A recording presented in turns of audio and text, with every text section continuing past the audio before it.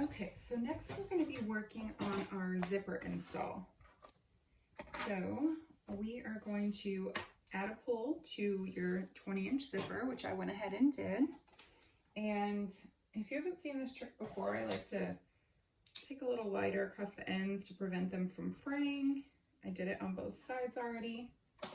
And then we are going to grab a scrap of lining fabric, and I'm just going to make a little zipper tab on the end to make sure this pull does not come off.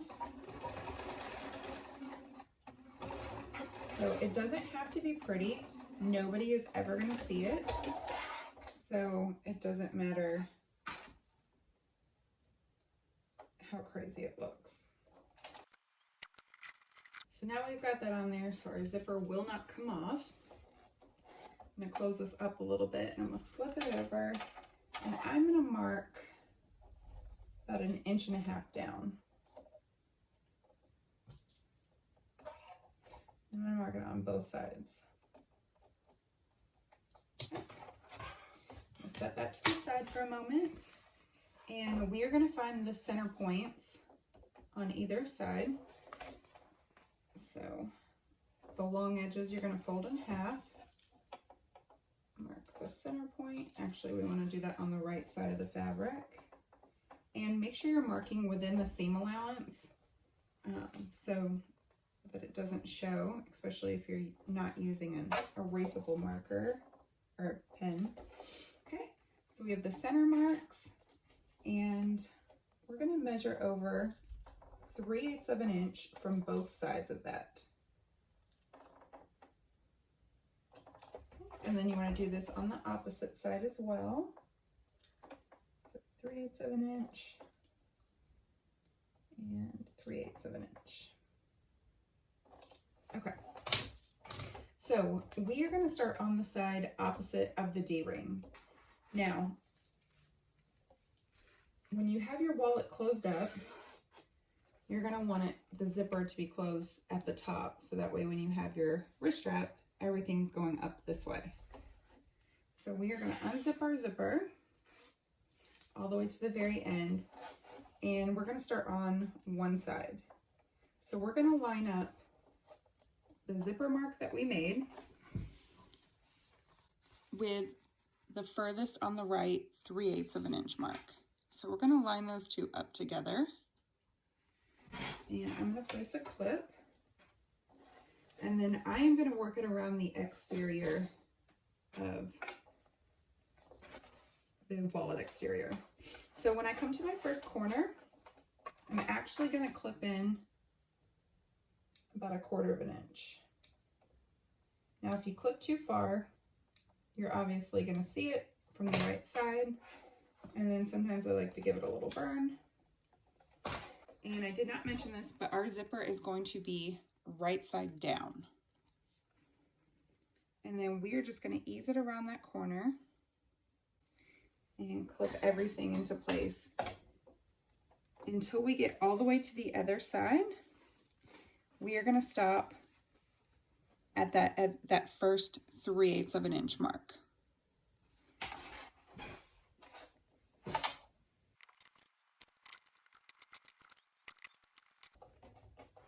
Okay, and when we get to that 3/8 inch of a mark right there, that first one, I'm going to mark my zipper tape right there,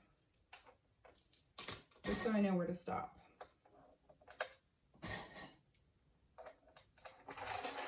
And then we're going to baste this on here, starting at this mark, just inside 3/8 of an inch.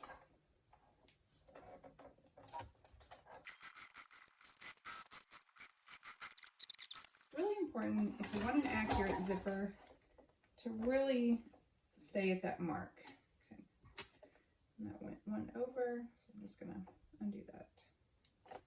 Okay. So now we have that basted on, and I'm going to zip up my zipper, and I'm going to mark across the other side to make sure it matches up. Because you can see when I basted it on, it moved a little, So we want to make sure that that does not happen when you're sewing the other side.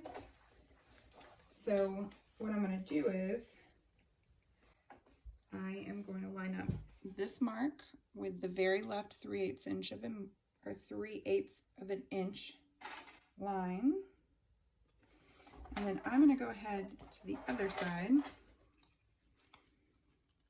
I'm going to line that up as well. That way, once this is clipped in, I can ease those corners around and make sure that everything's nice and even.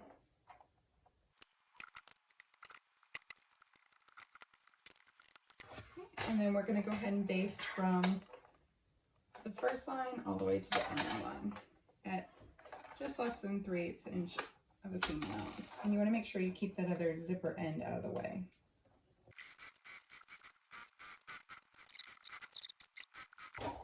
Okay. So now we want to put our zipper pull down through here. And it would be a good time to check and see how your zipper is behaving. So you just kind of want to flip everything inside. And I know it'll be a little difficult because you have that seam allowance there. And you have to flip those zipper ends in.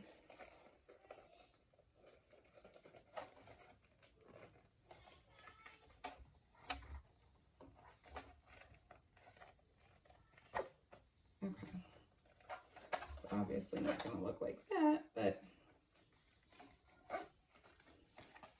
you can kind of get a good idea if it's even or not. And that looks pretty good.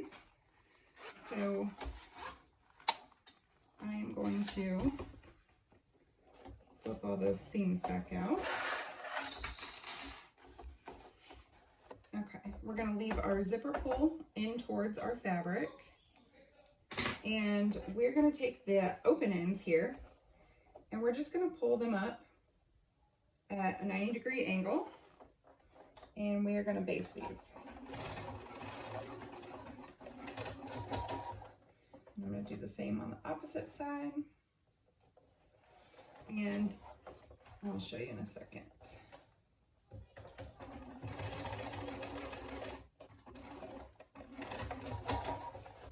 All right, so you can see those were pulled back at a 90-degree angle and then basted. All right, so now we are ready to combine the lining and the mane. So what I like to do, just as a double check if I'm getting it done correctly. So we've got our D-ring up here at the top, and I'm gonna lay my card slot on here. So we want this card slot B to be facing up. That way everything's pulling this way and your cards stay down like that. So we're just going to flip this around here. So you've got card slot A on the left, and then you've got your front here and your D-ring at the top. So we're going to start in the middles where those folds are, and you can still see your middle mark that you made. We're going to line those up with the center of your interior. And you can't really do it on this side because your zipper is there, but I'm going to clip on either side, and you can see that that's going straight up.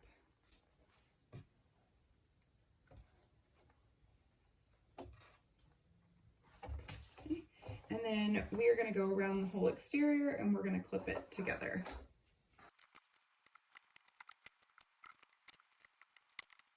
Okay, once you have everything nice and eased in, we are going to make sure this pull is out of the way for one. So I do not want to break a needle. Right, and we're going to start pretty much below where the zipper tape is. And we're going to sew at 3/8 of an inch seam allowance. So it should be right to the left of the basting stitching that you did to baste the zipper on.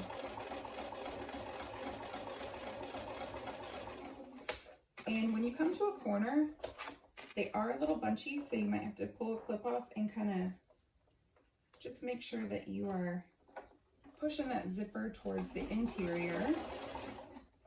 And you're going to have to do it again over here too, just to make sure it's not getting all bunchy on you.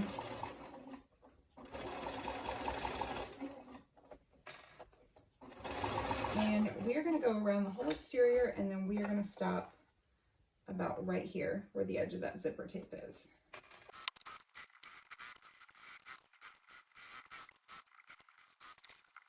All right, and then at this time, I am going to cut off any excess zipper tape on this side.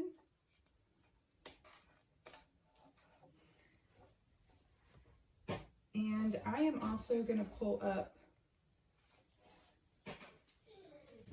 the vinyl right here and make sure I'm not snipping into my zipper tape, but I'm going to trim all of these corners. Now it looks like oh no, thank goodness, okay. And if it looks like you caught your zipper folded a little bit, you know, you might want to unpick that area and then go back and re-sew it, because you don't want it looking crazy. So now that we've clipped those, I am going to stick my hand in here and I am going to push out the corners one by one. I find that if the corners go first, everything else follows much easier. And then we are going to flip it right side out. Now, here's when you'll see if you did good enough back stitching, which this side, as you can see, I did not. I had to unpick a stitch earlier because my card slot, or my mini wallet was like a hair too long. So when I went back and fixed it, I guess I forgot to backstitch. So this side did well, this side did not. So I'm gonna fix that by hand really quick.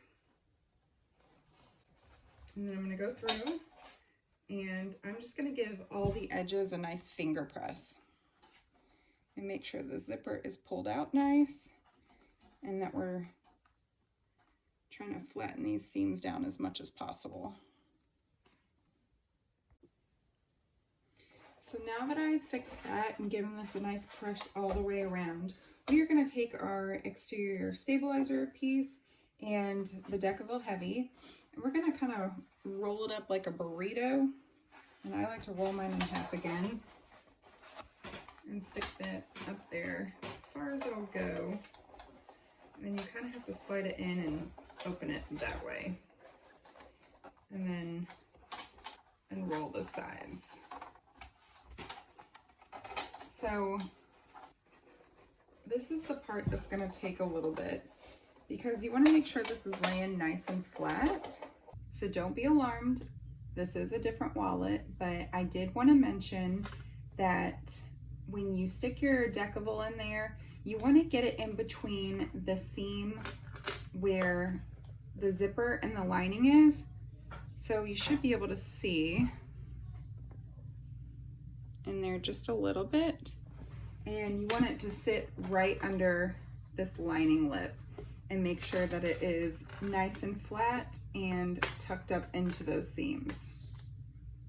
I'm really happy with how flat it's laying, and I just kind of want to double check everything. I'm gonna give this a nice little crease down the middle before I top stitch. I'm gonna pull this around. Okay, that looks pretty good. So next we're gonna top stitch, and I top stitch from the right side. And sorry, there's a little bit of a bump there. I'm trying to just work it out. Okay. I'm gonna get my Teflon foot because I find that that does the best but if you want to use your zipper foot, you could definitely do that. I just think this is the smoothest for my machine. And then with the zipper pull out of the way, we're going to start about a 1/2 inch to, you know, 3/4 of an inch down from the zipper pull.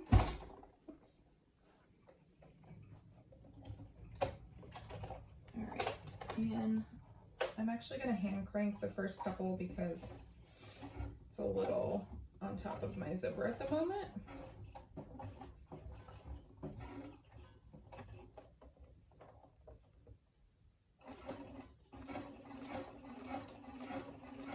And you're going to go around and you're going to go at 1/8 of an inch. You want to make sure you're staying really close to the edge, because if you go too far in, your card slots on card slot A might not fit a card anymore if you are off with your top stitching.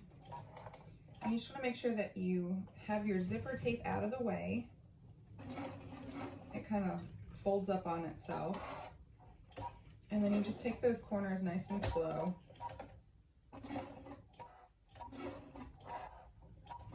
Because top stitching really does make or break your bags.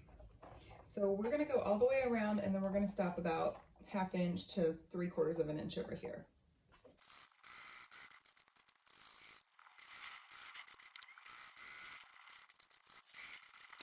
And I'm just going to take a little check at my card slots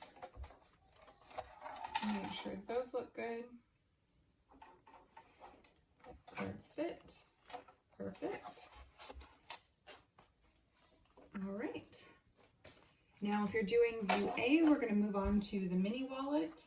And then if you're doing view B, we are going to finish up the coin pouch and attach that, which if you're doing view B, you will have your hinge pieces already installed.